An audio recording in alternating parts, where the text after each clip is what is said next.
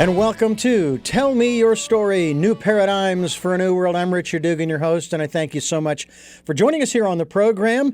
I am not going to give you the usual spiel at the front end of the program. I'll give it to you throughout the broadcast so that you can find out who we are, why we are, where we are, and so forth. Again, I will say this much, that this is Tell Me Your Story, New Paradigms for a New World. We are giving you choices and knowledge of those choices to help make your dreams come true. And those dreams can come true in many different ways, depending upon what they are. Maybe you're looking for maybe a bigger bank account, or maybe in a broader sense, a little more prosperity, more abundance in your life, so that you can kind of relax a little bit when it comes to all of the stuff that we have to take care of as individuals living in this material world. Maybe it's looking for that life's purpose job, if you will, or vocation. I can honestly tell you that with maybe one or two exceptions, and I'm 61 years of age as of this broadcast, I haven't worked a day in my life because I have absolutely loved the majority of the jobs that I have done. I've only been fired a couple of times, but I'm not going to say they were or weren't justified. All I'm saying is I was fired a couple of times. I was laid off 4 times in 1 year, ladies and gentlemen, and it was amazing. But it taught me a lot of wonderful lessons. Maybe you're looking for connection. Well, today we're going to talk about that. But what is beautiful about today's program and our guest is the fact that Pattie Martello is going to share with us about a subject in particular. We'll focus on this, but more importantly, we'll focus on the aspects of more the subtitle. The title of her book is Meditate to Date. But the part I really want to focus on, and I hope you're with me on this one, Pattie, finding love through self-discovery. Now, why is that important for Tell Me Your Story and our listeners? Well, Pattie, first of all, let me welcome you to the program and thank you for joining us. Oh, thanks for having me, Richard. It's nice to be here. One of the main reasons why this is such an important subject, and especially that subtitle, the last part of it, self-discovery, is that we have been promoting since September of 2019. First, we promoted 2020, the year of perfect vision. When that year was gone, we went to the 2020s, the decade of perfect vision, where we have been encouraging people, and we're going to do this for the next 8 or 9 years and beyond, to go within, to spend time listening to the still small voice in that quiet, peaceful, calm space, our inner life, if you will, where we get the guidance, we get the inspiration, we get the encouragement that we all are looking for, but most of the time we're looking outside ourselves. When all of the answers for us as individuals, all the answers for you, Pattie, if I'm not mistaken, as all of the answers for me are within each of us.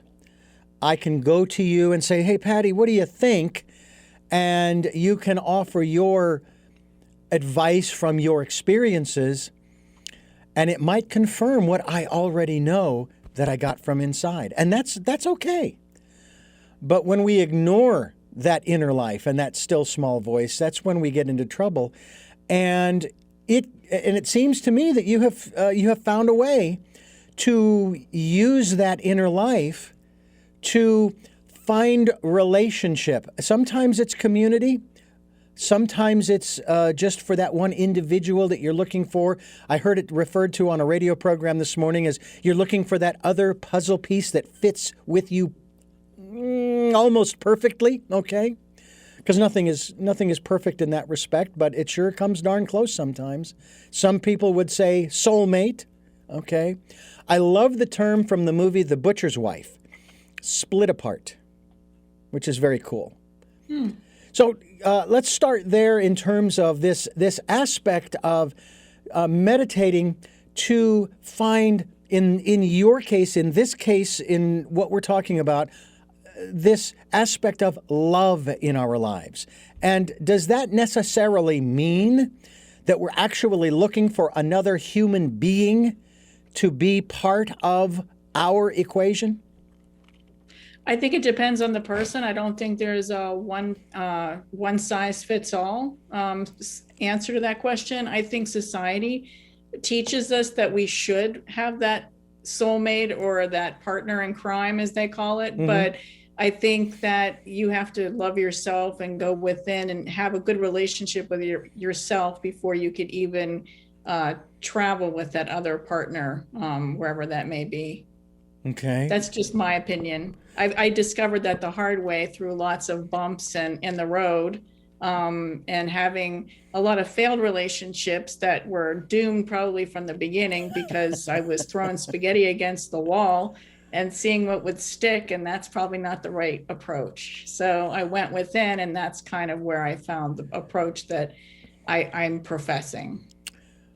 But what led you to go within? What was the catalyst, if you will? I think I reached the point where I said, enough is enough. Stop the insanity. What I'm going without, that's not working. So maybe I should go within, because going without isn't working. I don't even know who I am anymore, because I used to have the terrible habit of becoming the more in tune with the other person than with myself, and then I forgot who I was. So I figured, what a better way to do it. The real reason I really started meditating, and it kind of was a coincidence, is that I had a job that was very stressful, and I did it to calm myself down, actually, to go within to manage stress. It happened at the same time. So it was kind of a coincidence that I decided to meditate and I made this discovery at the same time. So I decided to combine them, I guess. So I went to try to do it to calm myself down from a job perspective, but it kind of all worked out for both areas, because everyone puts their areas of their lives, everyone puts everything in buckets, but they're all related. You can't live in silos. Your relationship impacts your job impacts your relationships, everything is related. So it was kind of a happy synchronicity, how I found it. Well, it's interesting that you went in that direction, because a lot of people who are, we'll call it experiencing the insanity, which, of course, I love, of course, the definition, especially by Einstein, who said insanity is doing the same thing over and over again, expecting a different result. Yeah. I know in my own life, before I met my first wife and then my second wife, that desperation was something that, in my case, women, they could smell from a mile away. Wanted Yes. nothing to do with me. Maybe, and I'm not saying this from my perspective, but maybe I was cute, maybe I was good looking, maybe I had a great personality, but that desperation overrode anything that might have been attractive to someone. That's a can happen big problem. both ways. Mm-hmm. I mean, not just for men, but for women as well. Or you might chase away people if you have that sense of desperation, but you might also attract the wrong people who don't care about the desperation.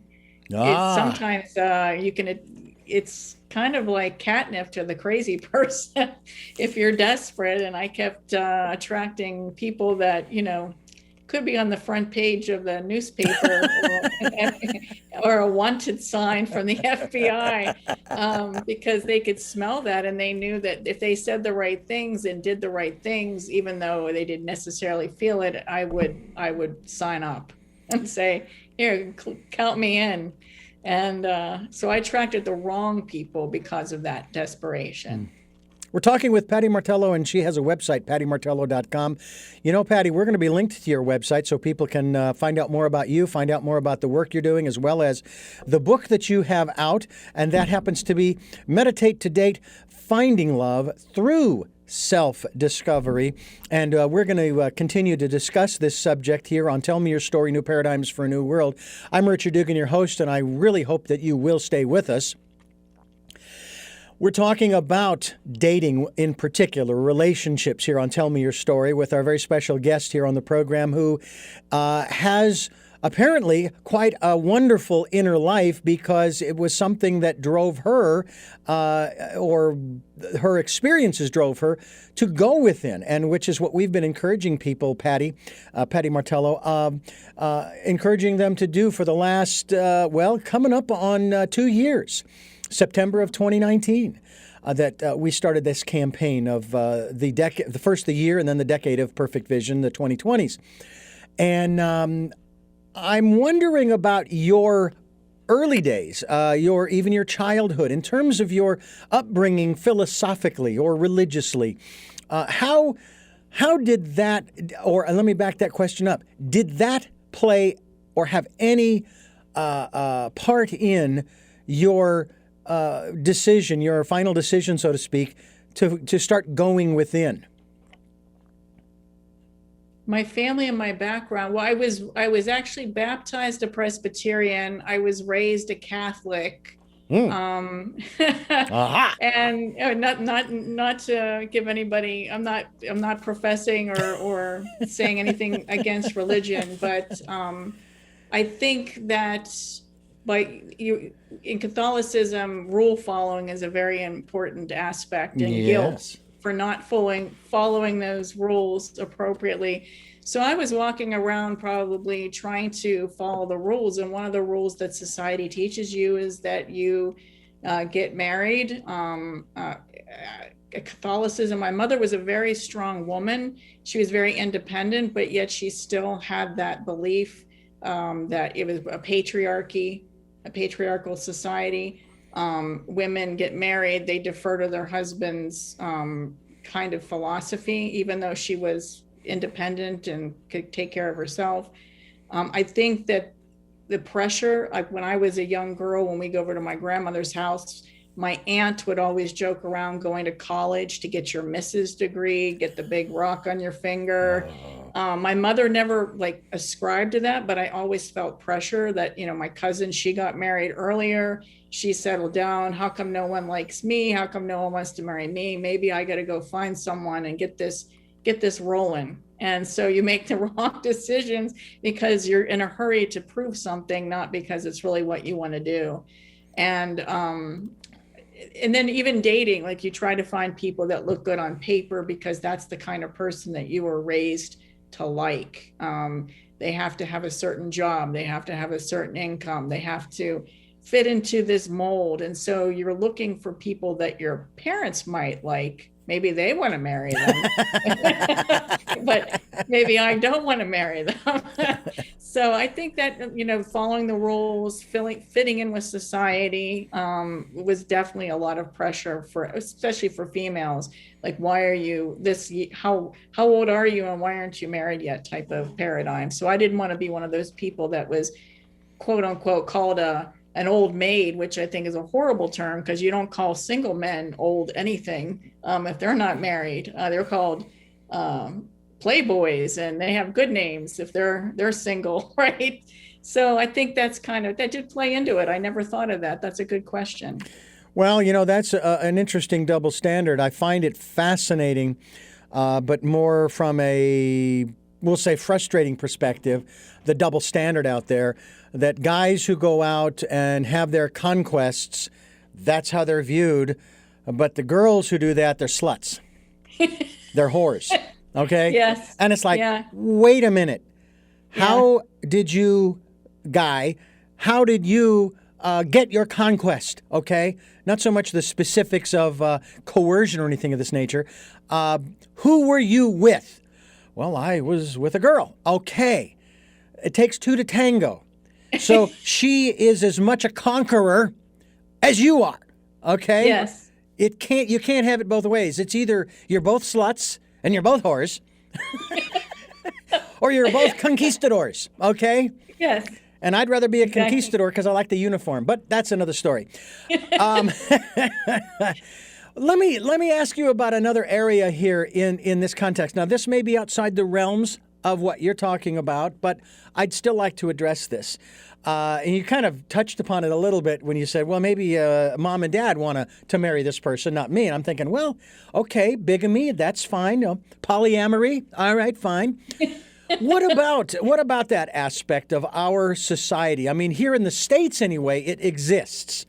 I'm very familiar with it. I'm not involved in it, but I'm familiar with, for example, polyamory or multiple partners. And I'm not talking about someone who is literally sleeping around, okay, one night stands. I'm talking about people, 3 or more people who are in a what you might consider to be a monogamous type of relationship.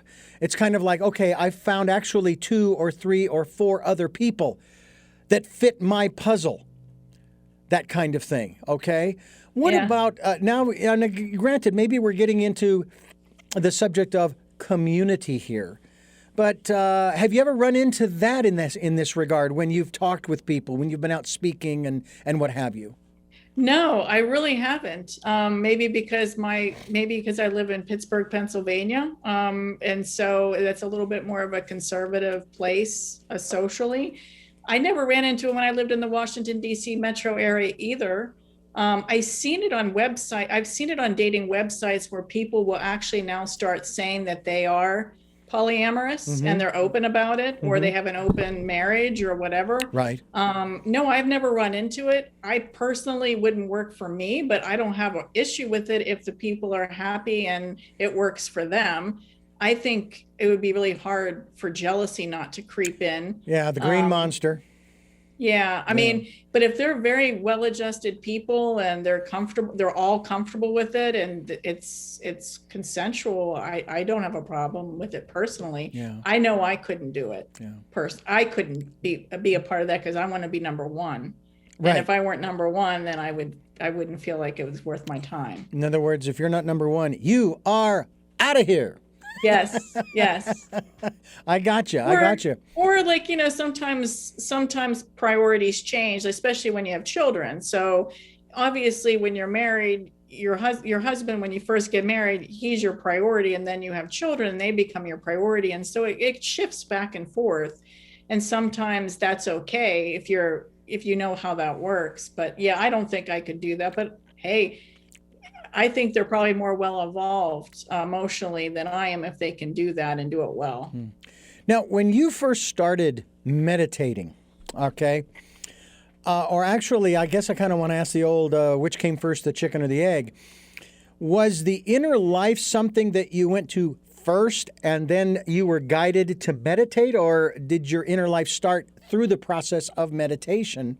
And what type, if we can, and again, everybody's different, so everybody's going to choose some different format or modality of meditation, but was there a particular style or type of meditation that you took on? Well, it was kind of another happy accident. I decided I took a break from dating for almost a year. And so that was like the inner life. I was just going to focus on me and not the external relationships, romantic relationships. So that came first. But I decided to start socializing and get out there just to meet people, not necessarily men, just women, men, because I had worked and lived in the DC metro area for 15 years. So my network's there. And then I moved back to Pittsburgh. So it's like I had to start all over again. And I went to a meetup at a tea shop. Somebody had mentioned Shambhala, which is a meditation center here in Pittsburgh. And I had happened to be looking on the website for a place to go meditate, because I was doing what a lot of people do when they try to meditate on their own, wondering, am I doing this right? Am I supposed to have some wild religious experience that I'm missing out on here, or spiritual experience? So I decided, so someone brought it up. I'm like, that's a sign. And she's, I'm going to go there. If you want to come, you'll have a friendly face. So I went to the meditation center, and it's called Insight Meditation. They use the Insight Meditation where you sit there, you try to clear your mind, and they actually meditate with their eyes partially open. And you try to just notice what comes into your mind and push it out of your mind. Just focus on your breath, focus on what comes in, and you learn a lot about your negative self-talk through that. Mm-hmm. But there are two kinds of people. Some people like to take the same road every day to work, and some people like to try different routes. So I'm one of those people that likes to try different routes. So I've experimented with different types of meditation. I actually signed up for transcendental meditation probably a year later, and I do practice that as well. So they all have their pros and cons. They all think they're the best, like everybody thinks they're the ultimate, but I've done that as well. And they're different experiences. I'm not as disciplined with the TM. You're supposed to do it 20 minutes in the morning, 20 minutes in the evening. I always seem to miss one. I just haven't been committed, but I always meditate at least once a day using some kind of method.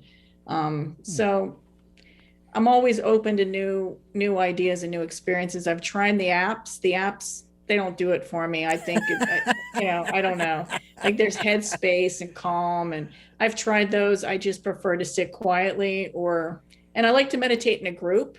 COVID really ruined that for a lot of people, because I used to like to go down once a week and just sit and meditate with other people.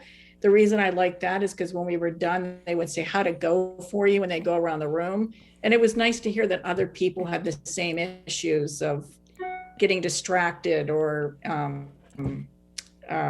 all the issues that you have when you meditate, or be feeling emotional or feeling angry. You have all these different emotions that can come up when you meditate. So it's nice to hear other people in the same boat as you.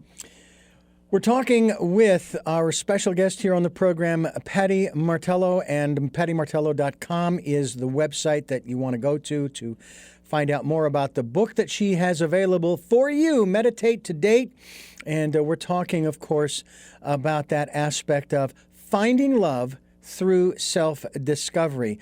And we are here on Tell Me Your Story, New Paradigms for a New World, and we hope that you'll stay with us here on the program. I'm Richard Dugan, your host, along with Pattie Martello, and we are talking about her book, Meditate to Date, Finding Love Through Self-Discovery. I want to ask you about, I had another question I was going to ask you in relation to what you were talking about, especially, for example, in terms of meditation. I was going to say that I was born and raised Catholic. I was a practicing Catholic, but I finally got it right, and I moved on. And I have become what I like to refer to as a metaphysician. I also adhere to one of the wonderful sayings of the founder of the Baha'i faith, Baha'u'llah, who says, if you accept one of the messengers of God, you accept them all. If you reject one of the messengers of God, you reject them all. Because they're all coming here with basically the same message, and that is that we're supposed to love ourselves and love each other, and work together and play together and live together, and not be doing all of this silly stuff that is going on these days, but that's been going on since, obviously, man has been here. So, obviously, we're not listening real well, most of us. But, we're all here learning.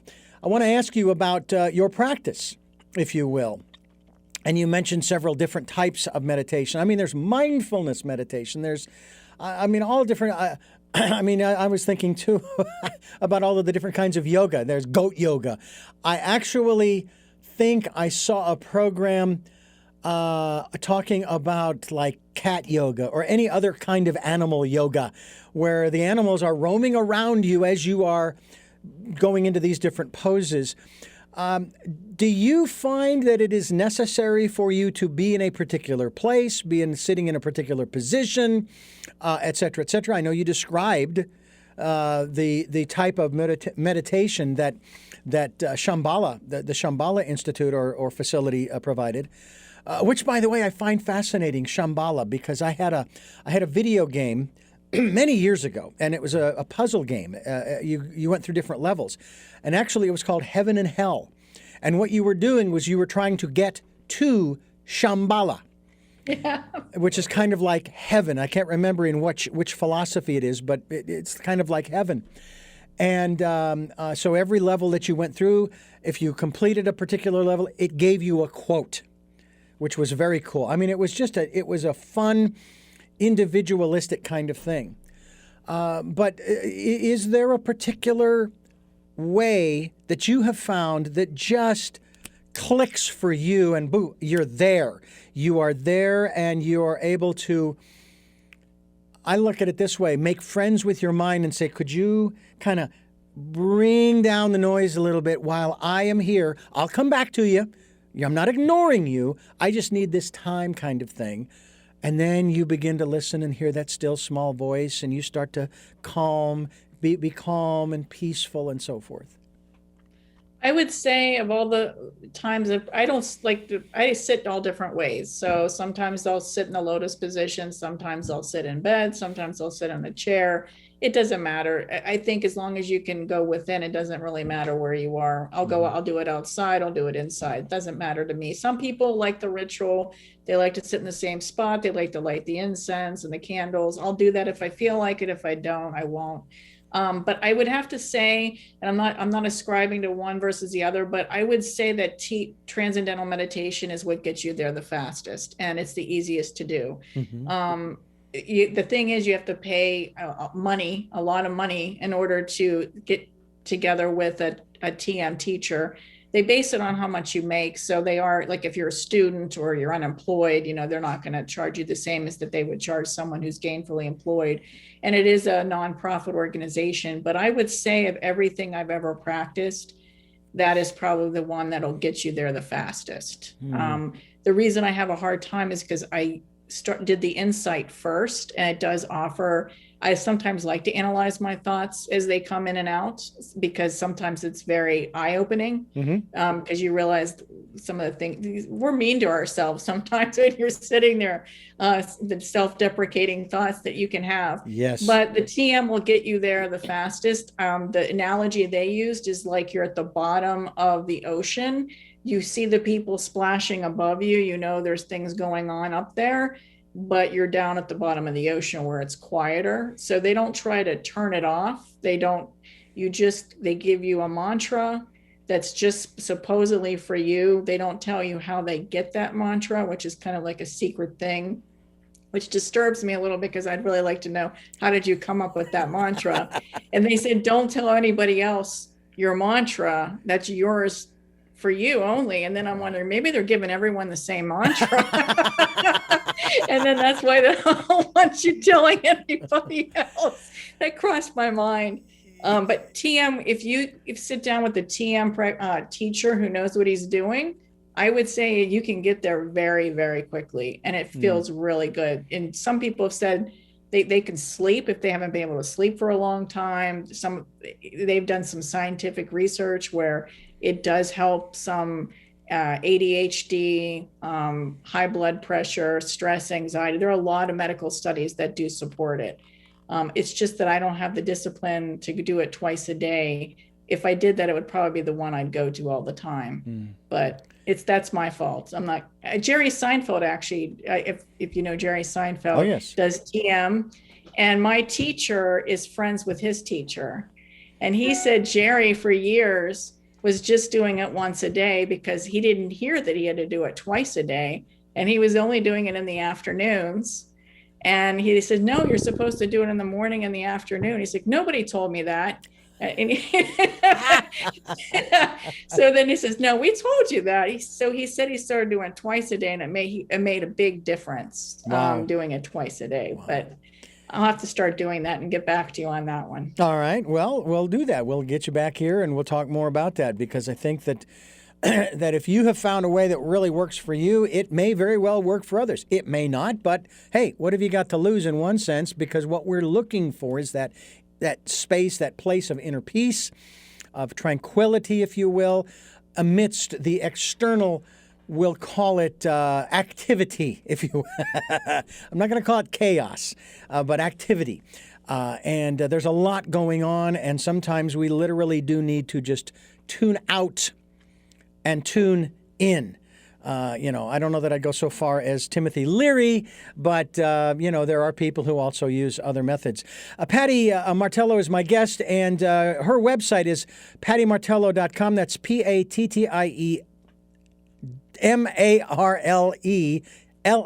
me try that one again. Pattie Martello, PATTIE MARTELLO.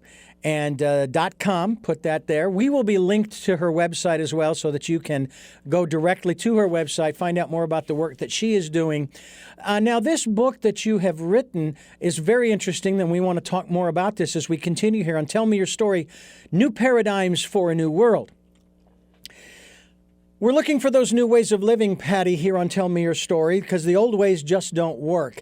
And I'm curious about your inner life, your self-discovery, and can you share with us what has been up to this point, up to this moment in time when you and I here, we are chatting together, that has been the most, shall we say, the most profound insight about Pattie that maybe you kind of sort of knew way in the back somewhere, and now it's like, oh, wow, that's pretty neat. I like me. My biggest discovery, I've never had boundaries. That's my biggest discovery. And that's how I've invited people into my life who shouldn't have been there. And that probably comes from my childhood, because I grew up in a family that didn't have boundaries.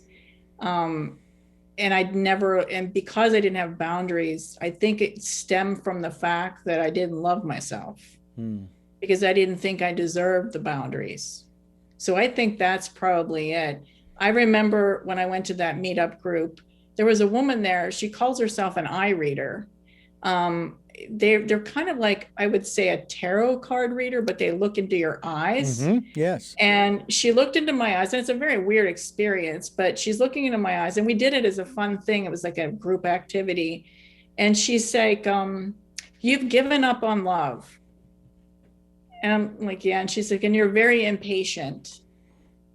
I'm like, how's that working for you? And I got very defensive, and I said, it's working very well. And I says, because I get the done. That's what impatience is all about. Right?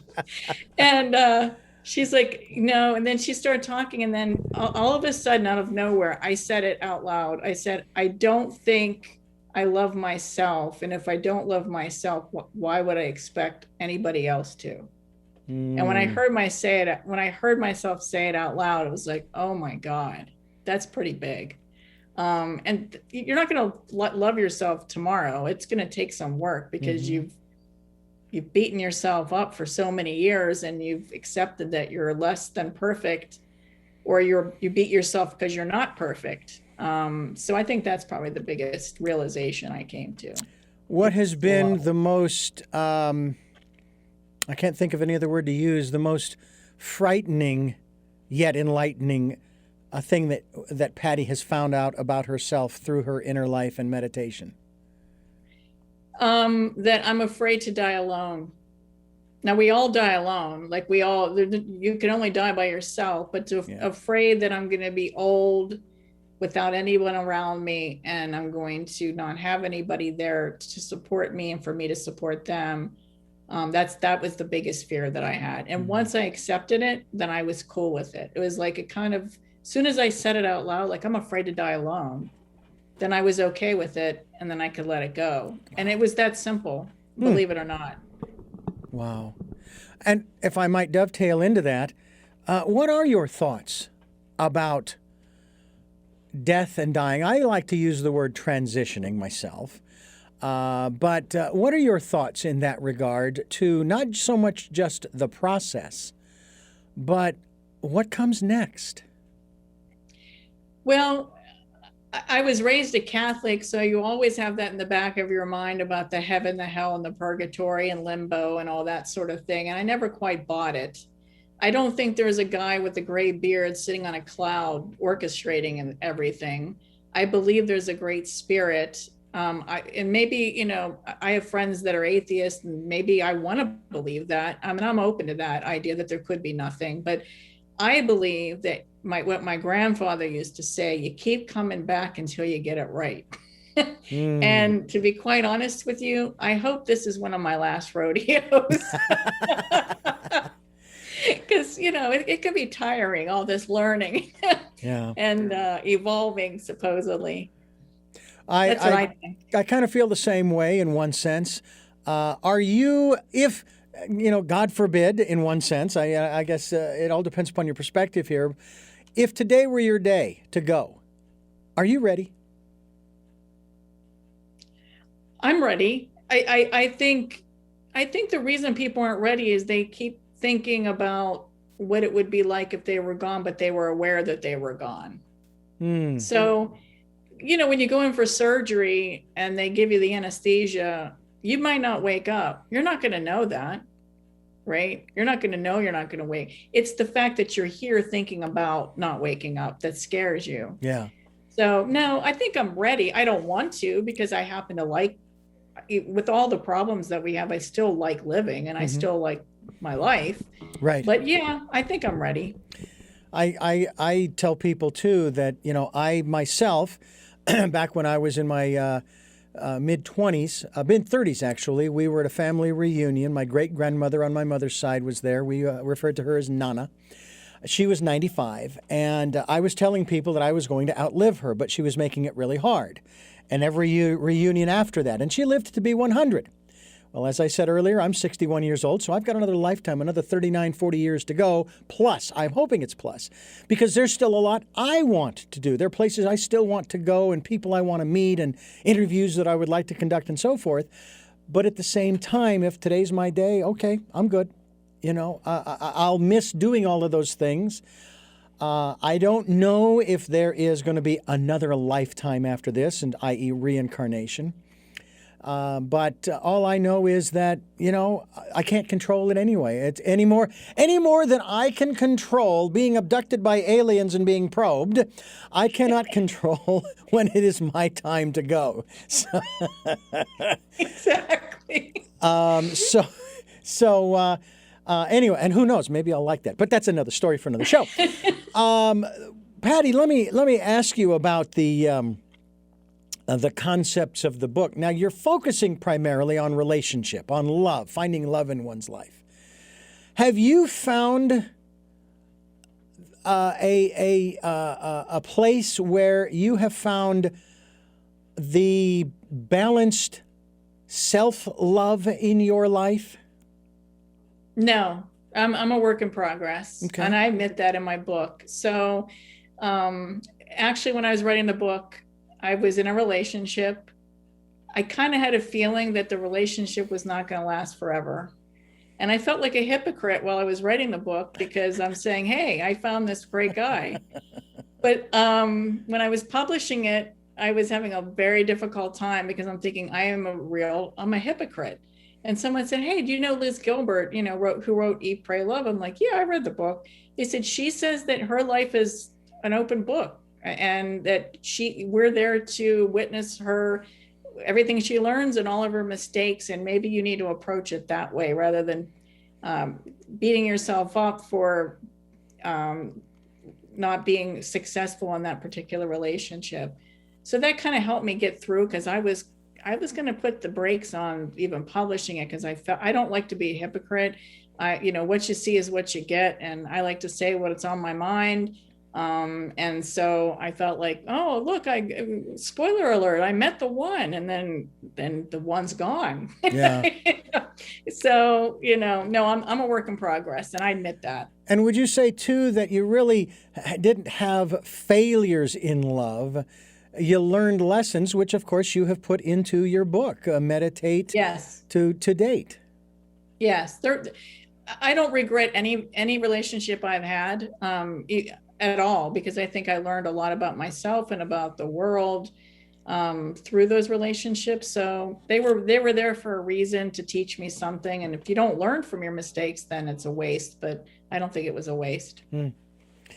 Have you had any contact with any of those former relationships? I was going to say Yes. lovers, but I don't know that that's the case. Boyfriends, girlfriend, whatever. My ex-husband and I are still, like, we have a daughter. She's 22. She just graduated from college. We've had to stay in touch after we got divorced. We get along fine now that we live in different states. But we get along. We talk from time to time. I'm still friends with the person I recently broke up with. We're friends. Some people I rather not talk to because I think they're scary people. And so it just depends on the person, but there's nothing to preclude me from. Actually, my first ex-husband, I hadn't spoken to him, oh my God, in 30 years. And he saw my book, and he actually reached out to me on Facebook and congratulated me. And we just sent each other well wishes. So I don't harbor any resentment or anger toward any of them. Well, that's good. I think that that's very good. I myself, I had a few relationships before my first marriage, and I still, on very rare occasions, I will give her a call just to see how she's doing, only because, kind of like you, I have difficulty talking with her because she hasn't really changed from my perception. Granted, it's very rare that I talk with her, but it's so depressing to talk with her. It's like she doesn't even want to be here. She envies those people who have passed on, even though she misses her mother and her father who passed on and her best friend. I don't know how she feels about me, and I don't ask. It's like, oh, okay, so what am I asking for? To get approval from her, to get forgiveness from her for, our divorcing and so forth? I don't need to do that. But it's just really very interesting. Pattie Martello is my guest. PattieMartello.com is the website. And the book, I really hope that you'll pick this up, because I think this, Pattie, would probably apply to a lot of different areas of our life, not just dating, right?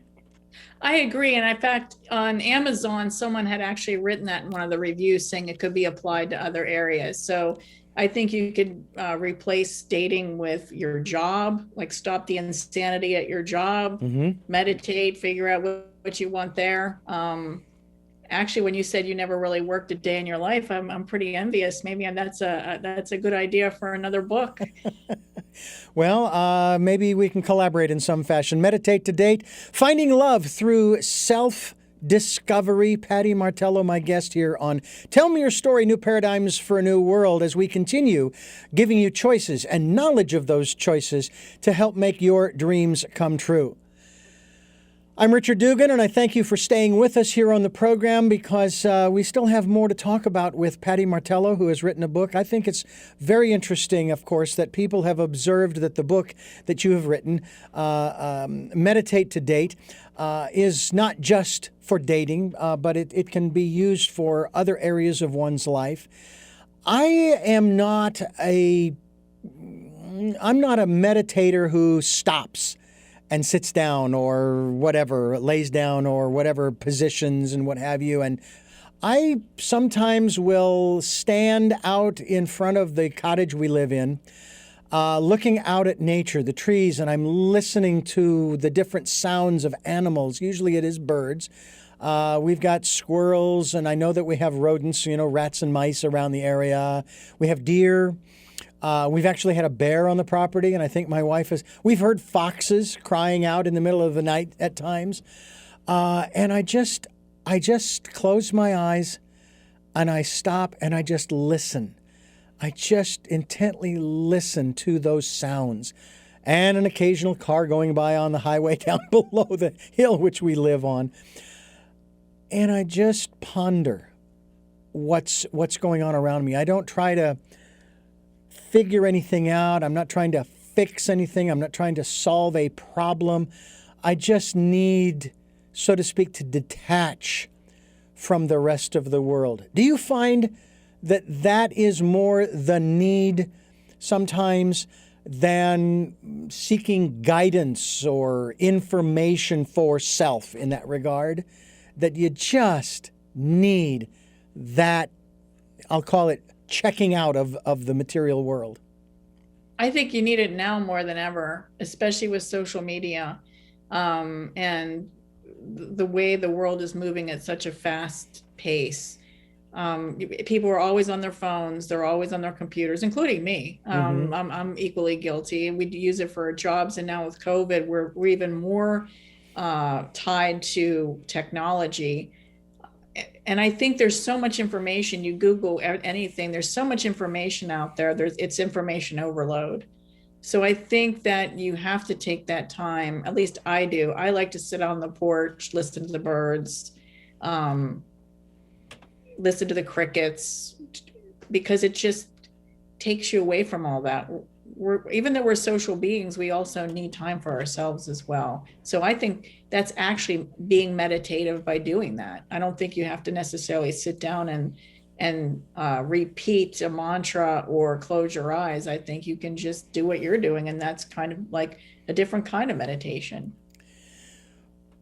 Are there particular times of the day that work better for you? Have you set up sort of a schedule, or at least a routine that isn't routine? Because when you go into that meditative state, if you will, it's different every time. I usually do it in the morning before I start my day. I notice that if I look at my phone first, which I shouldn't do, it can distract me, or I'll look at an email. So I try to do it before I open my phone in the morning. And if I'm going to do it again, I'll sometimes do it before I go to bed at night. But I don't do that. Morning's always a for sure thing, but in the afternoon or whatever.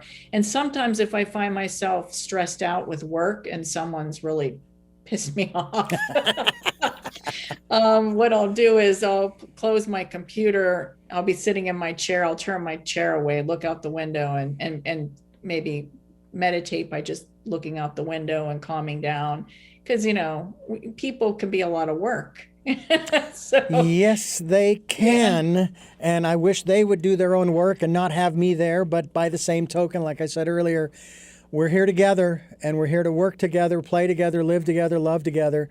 And so we're here also to support one another. And sometimes it's a little more challenging than others.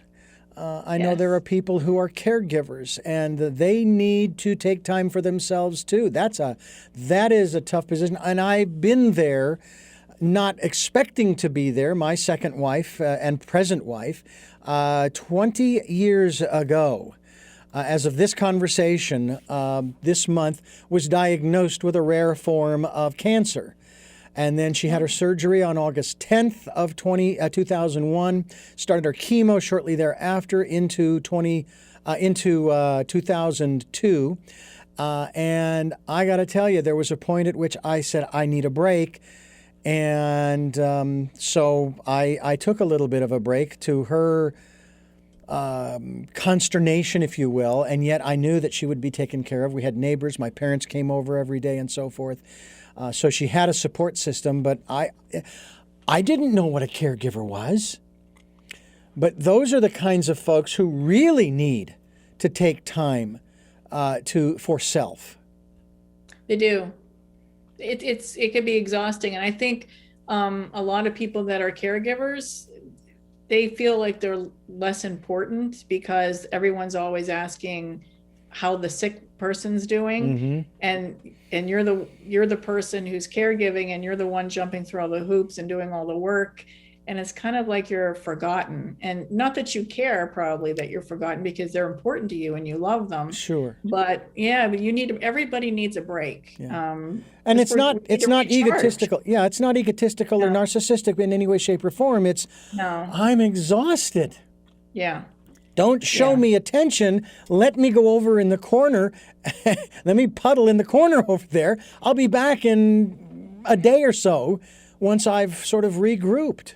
Yeah. Because I want to be here to help, but I'm burning the candle at both ends. And like they say, the oxygen mask, you put it on yourself first. There's a reason for that. Exactly. If you don't have energy and you don't have self-care, how can you care for somebody else? Yeah.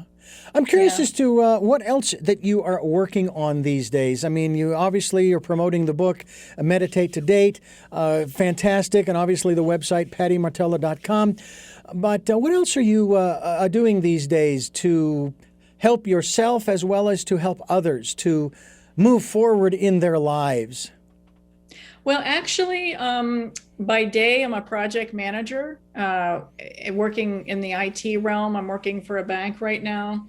I decided to follow my book and quit my job. Friday's my last day. And Oh, so that'll give me the time to work on, I want to do I want to put together some training, online training that kind of mirrors what the book has, with some interaction with people, maybe have some small work groups online with the course.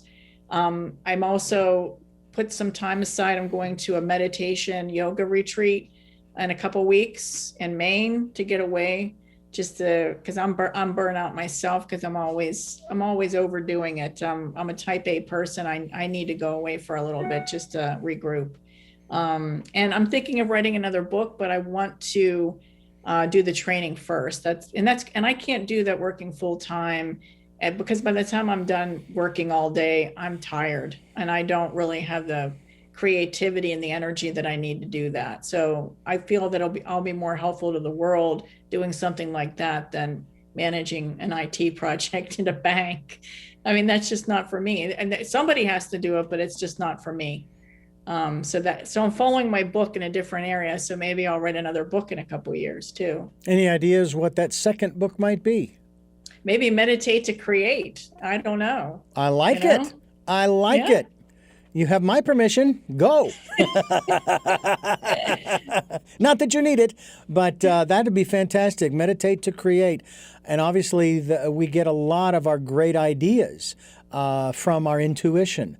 I mean, I would think that we would not be where we are today. Maybe you could put it in the context of technologically, if it weren't for the imagination of people thinking outside the box, Right. you know? And that seems Yeah. to me to be a very important factor when it comes to, in this case, when it comes to relationships, thinking outside the box. You never know, unless you try. I've often said I'll try something once and sometimes twice. That usually applies to food, but I'm not into roller coasters, so I'm done with that. That's my earlier days. I don't like being knocked about and traveling at high rates of speed, But this life is to be lived and have fun with it too. And that sounds to me like what you have discovered through not just the writing of the book Meditate to Date, but just in terms of your own inner life and your meditation. Definitely. Yes. How do you have fun? What do you do to have fun? I like to read. I like to write. I like to do yoga. Yoga, when we had the COVID, and we couldn't go in person, you're doing it at home with a video just isn't the same as doing it in the room with other folks. So yoga, I'm pretty into yoga. I like to kayak, play tennis. I haven't played in a long time, but I do like to hit the ball around sometimes with my daughter. I like to cook when I have the time to really focus on it. I like to do a lot of different things. Overall, I just go with the flow with those sorts of things. Whatever I feel like. I like to go to museums.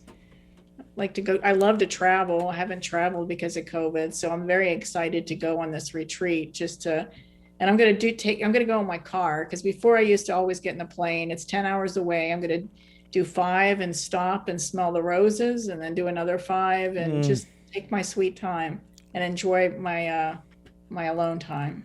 And speaking of this era we call COVID, what have been the lessons you personally have learned over the course of this time? It could be a real relationship challenge, because you're used to doing your own thing. And if you're in a house with somebody else 24/7, because you can't go anywhere, you can't see the people and socialize with your friends like you used to. You can't have your alone time, because everybody needs personal space. And if you're stuck in a house with people all the time, no matter how much you care about them or love them, it can be frustrating for everybody. You have to learn how to give each other that space. That was very, very difficult. I didn't realize how much I valued my alone time until I was stuck in a house with somebody. And that's not saying anything negative about the other person. It's just saying, No. I need my alone time too. Yes, yes. And some people need it more than others. So I'm half introvert, half extrovert. If you take the test, what's it called? The Myers-Briggs. I'm half introvert, half extrovert. So I need my alone time sometimes. And then when I'm charged and refueled, I'm a great person to be around. But give me that time. If you don't give me that time, then I'm not a great person to be around. Stay away from Patty. She needs her alone time, and until that's done, you don't mess with her. Well, it sounds like you're having a great time in your life where you are today. Congratulations on your ability to quit your job and move on from it to the next level in your life. And I think that's real exciting. There are times, as much as I love what I do, there are times when I just want to stop and smell the roses for a week or two. And then I want to come back and get back into the swing of things. And because I have so much fun connecting with people, working with the technology that we work with now, and creating. And it is just so much, just like what we're doing here, creating this conversation that people are going to have an opportunity to listen to, whether it's on the radio station that this program is heard on Sundays at 7 a.m. and 7 p.m. and Mondays at 1 a.m. And we have a special edition of Tell Me Your Story, Wednesdays at 9 a.m. on this station, but also the podcasts that are on SoundCloud and iTunes, TuneIn Radio, Spotify, Stitcher, Player FM, iTunes, Amazon Music, and other locations across the internet. But we're also on YouTube, and people can watch you and I converse, as well as go to your website, which is pattiemartello.com. Find out more about you and, of course, the book that you've written, the first book of, I think, probably what might be many. And I do like that title, Meditate to Create. I'm not sure I'm not sure that there needs to be a subtitle, because that's pretty self-explanatory, but whatever you come up with. And having fun with that, because I am in the process right now as we speak. I've never done this before, so it's a whole new area, and I have a whole new level of respect. I did before a great respect for songwriters. And I'm actually in the process and working with a woman here locally in Santa Barbara. Her name is Emily Yurchison, who has written a book called An Odyssey of Song. And I am writing my very first song. It's a song that is about me, but from a higher level. And I'm sure that there will be actually an interview that I will turn over to Emily to interview me about my experiences in the process. Oh, that's exciting. And maybe even performing that song. But I love music. I love music. My favorites are, of course, like John Denver, Harry Chapin, Dan Fogelberg, and many, many others. But those are my top three. It's kind of depressing that they're all gone. but nonetheless, the music, I listen to it differently now that I've started to learn how to write this song. And it's taken, my God, officially I started writing on the 24th of June, I think it was, right before my birthday. And I'm still working on it. I have the chorus. I have the first verse. So now I'm going to work on the second verse and maybe a third. It just kind of depends on how it goes. And like I said, I would love to just step away for 2 weeks. I mean, those are the longest vacations I've ever had, are 2-week vacations. Yeah, me too. And what I would love is to fly to Ireland and spend those 2 weeks there.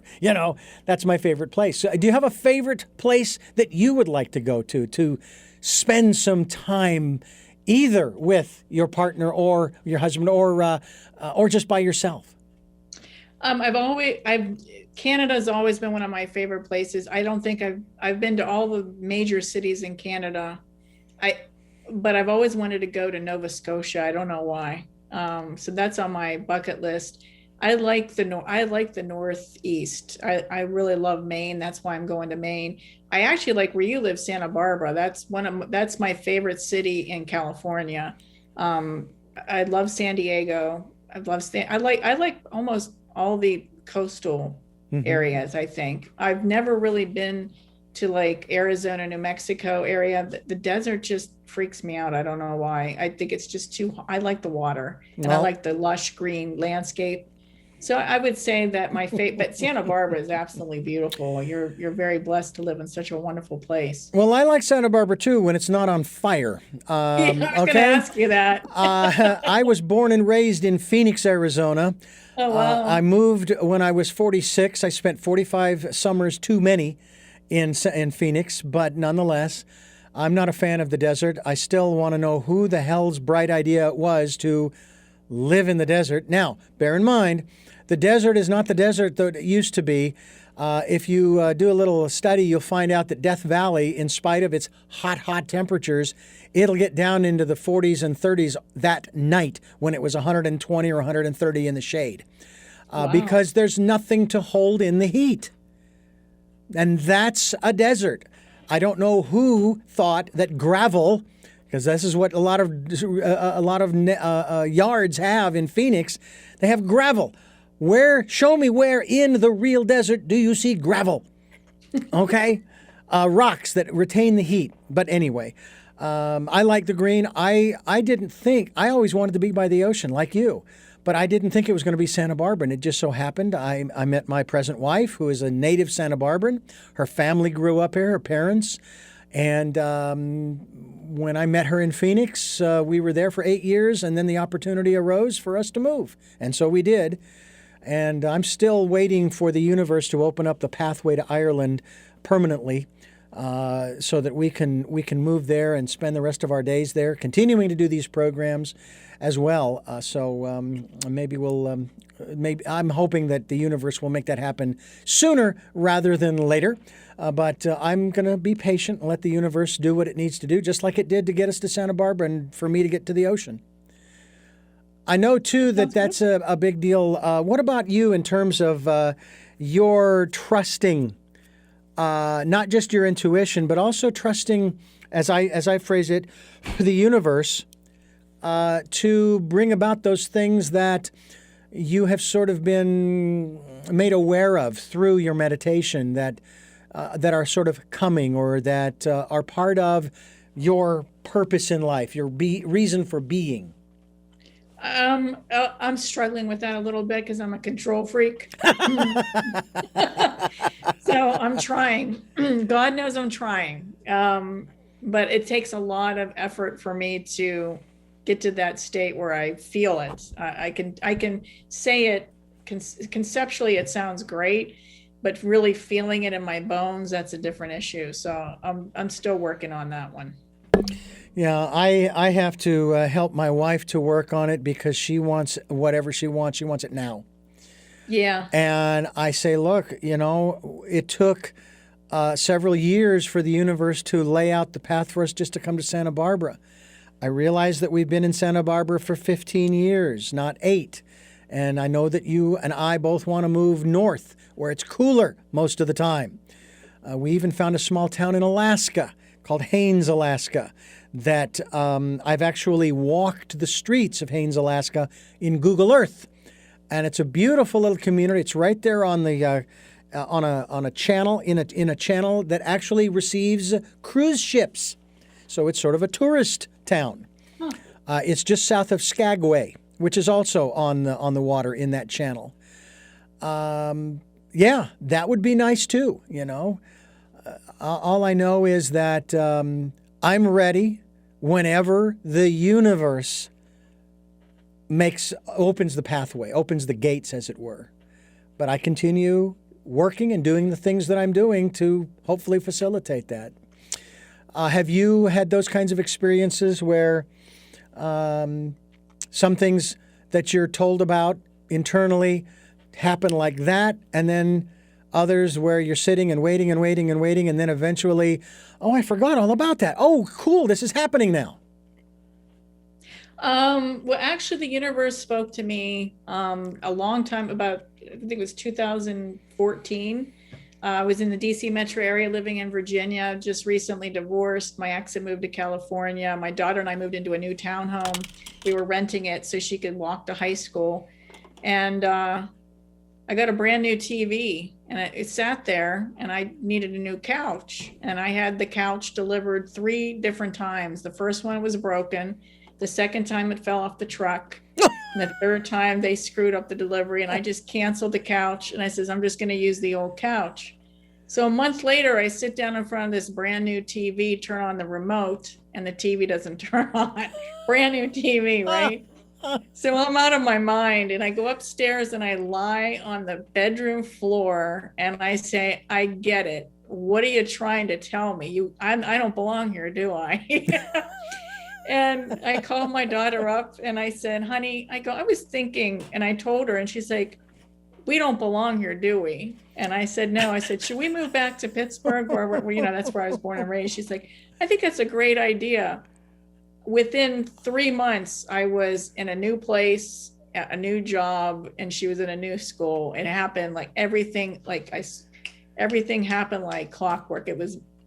I listened to the universe and they opened the doors. Yeah. So, but I had to take some pain and some inconveniences to come to that realization. But at least I was smart enough to realize they were trying to tell me something. So I listened. Yeah. And that's one of the things that I say, and I say this tongue-in-cheek more than seriously. If you're going to listen to that still small voice, then follow the promptings. And if you're not going to follow the promptings, then why are you listening? Okay? Yeah. But exactly. everybody, we're all learning. Okay? We're all learning. So no judgment by any means, because there have been times years ago when I would hear the promptings. And I remember when I was traveling down the road, I was bicycling in Phoenix when I was bicycling to and from work. And this was probably late spring, early summer, so now it's getting warm. And I went half a mile down this one road, and I kept getting this prompting, you need to turn left at that intersection. You need to turn left at that intersection. And I'm just going, but it takes me 3 miles out of my way. And 3 miles was because this was out in farm country. So every farm field was a 1 mile square. Well, I get half a mile down the road and it wouldn't go away. I turned around. I went back to the intersection. I made the left turn. I went 3 miles out of my way and then continued on to work. I don't have any clue as to what the reason was other than it was sort of a test. Are you serious about listening to me? And I always refer to that voice as my friend. Are you serious? If you're serious, then you need to follow this prompting. I'm not trying to do anything other than keep you on your path. Have you ever had these deja vu moments in your life where you say, I've never been here before, but I've been here before? Yeah, I felt that way a couple of times. I was in Toronto. And I felt like I had to go to this house. It was like one of those open houses where you see the architecture and I was just obsessed. And maps are back then we didn't have a phone. We had a map and it looked very deceiving because I kept thinking it was a lot closer than it was. And I was driving my family crazy because I was not going to stop until I went to that house. And I walked in the house and I felt like I've been here before.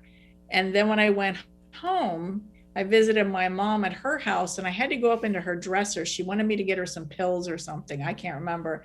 And I opened the dresser and there in the top drawer was a postcard that my grandparents had sent her from that house years ago. Oh, man. And I'm like, that was just weird. Like it was a picture of that house. So there was some kind of connection. Wow. I don't know, but I was obsessed, Yeah. I was a 7-year-old, and I remember it was a Sunday, and I went through the process of going to Mass and then going home and so forth. And every time I turned around, it was like, I've been here before, and I've never been here before. I've been here, I thought I was going to go crazy. A 7-year-old, and I thought I was going to go crazy. And I finally made peace with the deja vu moments. And for me, I look at them as the universe is just throwing up the signpost saying, you're on the right track, just keep going. It's okay. I'm just letting you know you're on the right track. Now, I haven't had one of these moments in quite a long time. It's possible that I haven't had one of these moments in years. And that's primarily, I think, because I'm going in the right direction. I'm doing all the right things. And so it's more sort of a nudge saying, no, don't veer. Keep going, keep going.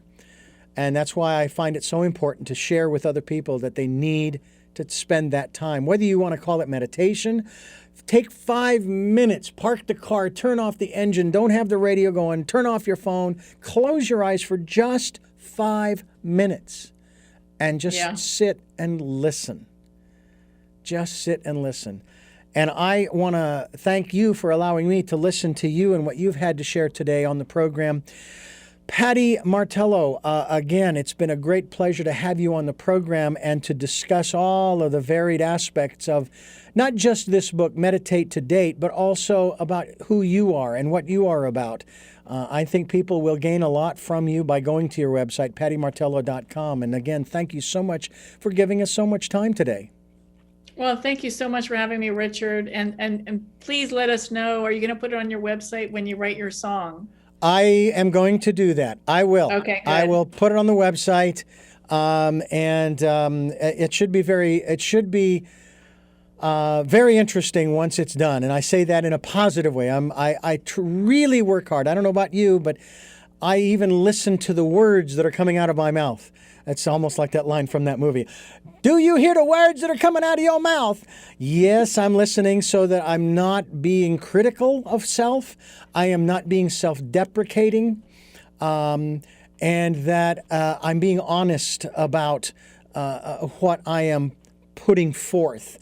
And I'm hoping that will come through when I do finish this song. And it's getting close. I'm actually kind of proud of the fact that I've come as far as I have in the month that I've been working on it. But I know, hey, I've heard some musicians say, I've been working on this song for 3 years or 5 years or whatever. Or I wrote this down 15 years ago and all of a sudden I just found it and then the rest of it just kind of flowed out and it just, boom, it was there. So that'll be exciting. I do have 3 final questions that I do want to ask you, Pattie, before we wrap up. You may have answered them during the program, but I like to ask them directly. But before I do, I want to let our listeners and viewers know that this program is here Sundays at 7 a.m. and 7 p.m., Monday mornings at 1 a.m., as well as Wednesdays for our special edition of Tell Me Your Story, 9 a.m. on Wednesdays. And we are podcasting these programs on SoundCloud, iTunes, TuneIn Radio, Spotify, Stitcher, Player FM, Blueberry, as well as iHeart, Amazon Music, and many other locations throughout the internet. We are on YouTube where you can watch these interviews. And the YouTube channel is Tell Me Your Story. Surprise, surprise. Just look for the guy with the hat. We hope that you will also consider supporting this broadcast and the work that we are doing so that we can continue doing it. As I've said before, after working for 15 years for a Christian radio station, I won't pull that stunt by saying, if we don't get your support, we're going to go off the air. No. I'm not putting that on anybody. That's on me. If you can help us to keep moving forward, I would be grateful for that. If you're able to just send us energetic support, I'll take it, okay? We will put it to good use, I promise you, whether it's monetary or energetic. But if you can help us monetarily, that's why we have a PayPal account for your security as well as ours. All you have to do is go to PayPal to send us a contribution and use the email address richard@richarddugan.com. And we are not nonprofit, so I don't want to get in trouble with the IRS. Just letting you know, it's not tax deductible, but the universe, I'm sure, will. There's always an exchange. I've said that on this program before. And what you share with us, we will share with others. And that will also come back to you as well, because the universal law is there's always an exchange. You can't fight it. You can't stop it. If there's a giver, there is going to be a receiver and vice versa. Also participate in the Decade of Perfect Vision, the 2020s. Spend that time as we have been talking throughout this entire program. And I love the fact that you, Pattie, have allowed us to do that and talk about that inner life for each of us. It's so important that we do that and get to know who you really are. I'm sure, Pattie, there have been moments when it was kind of scary and a little frightening to learn about self from the inside. But once you do, oh man, it's such a relief and you feel free that, okay, I got it. I can let that go now. And so folks, spend that time if you would, please. Now to my final 3 questions for you. And the first of those 3 is, Who is Pattie Martello? Oh my gosh. That's like what's the meaning of life in 2 seconds? I'm just a girl on a mission to share what I learn with other people so they can live better lives. What is it that you hope to or want to achieve through the work that you are doing now? I want to wake up people from their comas. They're the walking dead. And finally, what is your life's purpose? My life's purpose is it's the same thing pretty much. It's the same as the other one. It's to learn, to grow, to become better, and to help others to learn, grow, and become better. Well, Pattie Martello, again, thank you so much for being with us here on the program, sharing your story, your insights, and your book, Meditate to Date. And we hope that people will go to your website. As I said, we will be linked to it through the podcast as well as on our website. And it's been a great pleasure. And we do look forward to having you back again, even if it is just to talk about your next book, we hope, is Meditate to Create. I think that would be a great book for you to write because of the things that you have created. And I love that story that you told about you and your daughter moving to one place and realizing we don't belong here, and that she was right there with you on the same page. Yeah. Now you talk about the universe and synchronicity. That is what it's all about. And again, we thank you so much. Well, thank you, Richard. It's been a real pleasure. And I thank you for listening to and watching Tell Me Your Story, New Paradigms for a New World. We are giving you choices and knowledge of those choices to help make your dreams come true. And until our next broadcast, podcast, videocast, love to lol.